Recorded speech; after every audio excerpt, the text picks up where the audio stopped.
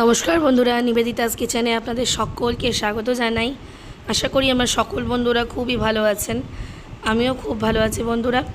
একটু ব্যস্ততার কারণে ভিডিও দিতে পারছি না। আজকে আপনাদের ছাদ বাগানে নিয়ে এসেছি। আমাদের ছাদে এই লাউ গাছটা লাগিয়েছিলাম আমি লাগাইনি, আমার মা লাগিয়েছিল বীজ কিনে এনে। তাতে এই লাউটা ধরেছিল এবং আমরা সবাই খুবই খুশি ছিলাম। ছোট্ট বেলা থেকে ছোট্ট লাউটার অল্প অল্প করে ভিডিও করে রেখেছিলাম আপনাদের সকলের সাথে শেয়ার করব বলে। আর রোজই আমি ওর ভিডিও করতাম একটু একটু করে বড় হওয়ার, আর সেই ভিডিওটাই আপনাদের সকলের সাথে শেয়ার করলাম। আমাদের এই ছোটো ছোটো খুশিগুলো যখন একটু একটু করে বড় হয়, তখন কিন্তু মনের মধ্যে আনন্দগুলো আরও বেশি বড় হতে থাকে। সেই গাছের ছোট্ট সবজিটা একটু হলেও তার আনন্দ কিন্তু অনেক অনেক বেশি ছিল। আমার মতো হয়তো যারা ছাদ বাগানে গাছ লাগিয়ে ফল তৈরি করে খান বা সবজি তৈরি করে খান, অবশ্যই জানতে পারবেন যে তার আনন্দ কতটা মাহাত্ম্য দেয় আমাদের জীবনে। কারণ আমরা চারিদিকে ইট পাথরের মধ্যে প্রচুর পরিমাণে আটকে থাকি, আমরা বাইরে বেরাই না। আমাদের এই ছোট ছোট খুশিগুলোই অনেক বেশি মনে হয়ে থাকে। চলুন বন্ধুরা, গাছের লাউটা আজকে কেটে নিয়েছি, আর আজকে সেই লাউটা দিয়েই একটা রেসিপি তৈরি করব। সেই রেসিপিটাই আপনাদের সাথে শেয়ার করছি। ও ছোট্ট থেকে বড় হওয়া, আর বড় হয়ে ওকে গাছ থেকে তুলে নিয়ে খেয়ে নেব।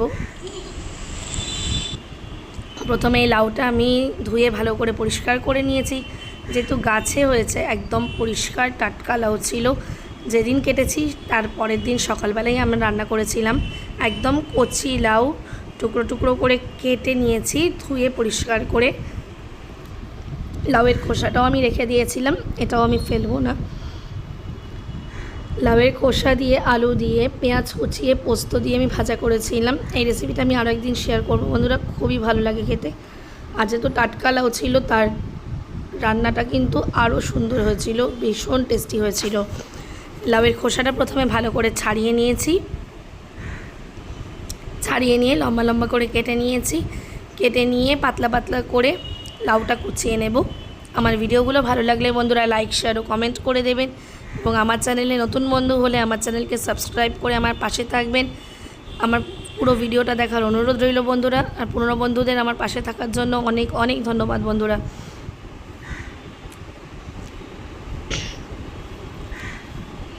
পুরো লাউটা আমি কুচিয়ে নিয়েছিলাম বটিতেই।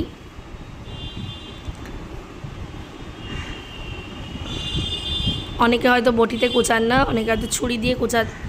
আমিও ছুরি দিয়ে কুচাই, কিন্তু আজকে যেহেতু লাউটা মিহি করে কাটবো, সেই জন্য আমি লাউটা ঝিরিঝিরি করে বটিতেই কুচিয়ে নিয়েছি।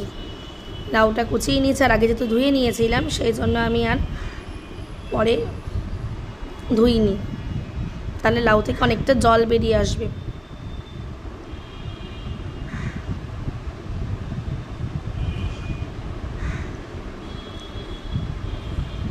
লাউটা 700 থেকে 800 গ্রাম মতন ওজন হবে, যা দেখে মনে হচ্ছিল। ব্যাস, আমার কুচানো হয়ে গেছে বন্ধুরা। তা চলুন আজকে লাউ ঘন্টর রেসিপিটা আপনাদের সাথে শেয়ার করছি। খুবই সিম্পল রেসিপি, কিন্তু তার মধ্যে অনেক অনেক অনেক ভালোবাসা জড়িয়ে আছে। লাউটা তো এদিকে আমি কুচিয়েই নিয়েছি, আর কি উপকরণ লাগছে চলুন সেটা আমরা দেখে নিই। এখানে আমি একটু বড় বড় সাইজের চিংড়ি নিয়ে নিয়েছিলাম। 8টা মতো চিংড়ি ছিল, সেটাকে আমি টুকরো টুকরো করে কেটে নিয়েছি। এর মধ্যে 1/2 চামচ নুন আর 1/2 চামচ হলুদ দিয়ে আমি চিংড়িটা মাখিয়ে নিয়েছি। চিংড়িটা খুব ভালো করে মাখিয়ে নেব বন্ধুরা।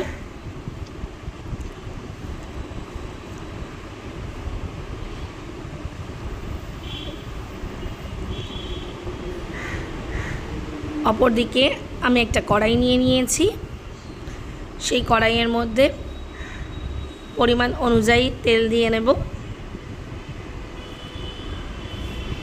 আজকেরটা আমি সাদা তেলও ইউজ করিনি, সরষের তেলও না, রাইস ব্র্যান্ড অয়েল ইউজ করেছি। আর এর মধ্যে আমি দিয়ে নিয়েছি 1/2 শুকনো লঙ্কা আর 1 চামচ পরিমাণে সাদা জিরে। শুকনো লঙ্কা সাদা জিরেটা ভালো করে ফুটে উঠলে এর মধ্যে নুন হলুদ মাখানো চিংড়িটা দিয়ে নেব। চিংড়িটা দিয়ে কিছুক্ষণ ভেজে নেব, খুব বেশিক্ষণ ভাজবো না। চিংড়ির রঙটা চেঞ্জ হওয়া অবধি আমি চিংড়িটা ভেজে নেব।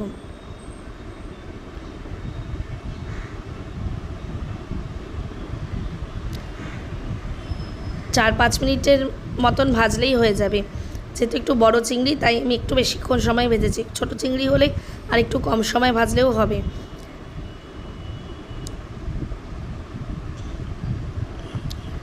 চিংড়িটা ভালো করে লাল লাল করে একটু হালকা লাল হওয়া অবধি ভেজে নেব। গায়ের কালারটা একটু চেঞ্জ হওয়া অবধি, পিঙ্কিশ মতন কালার আসলেই হবে।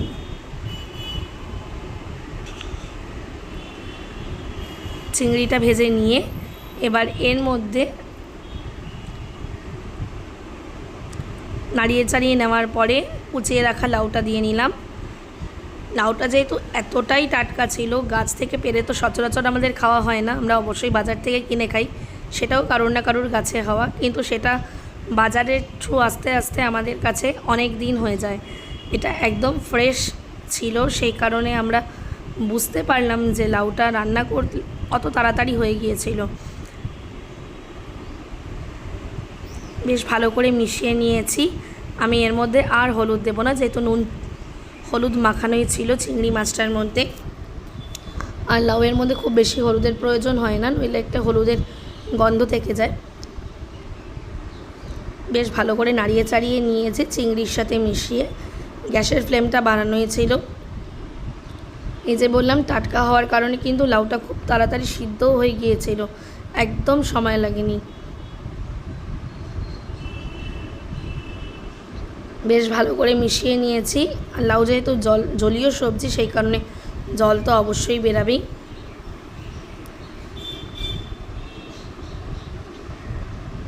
ভালো করে নাড়িয়ে চাড়িয়ে আমি 10 মিনিটের মতন ঢাকা দিয়ে রাখবো। এবার এর মধ্যে 1 চামচ পরিমাণে নুন দিয়ে নিয়েছি। নুন দিয়ে আবারও নাড়িয়ে নেব। নুনটা পুরো সবজির সাথে মিশিয়ে নিয়েছি।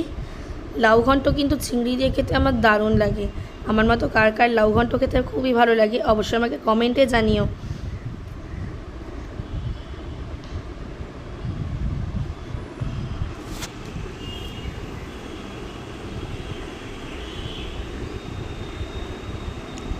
আজকের রান্নাটা সিম্পল হলেও আমার কাছে কিন্তু একটু স্পেশালি। এবার এর মধ্যে আমি 1 চামচ পরিমাণে জিরে গুঁড়ো দিয়ে নিয়েছি।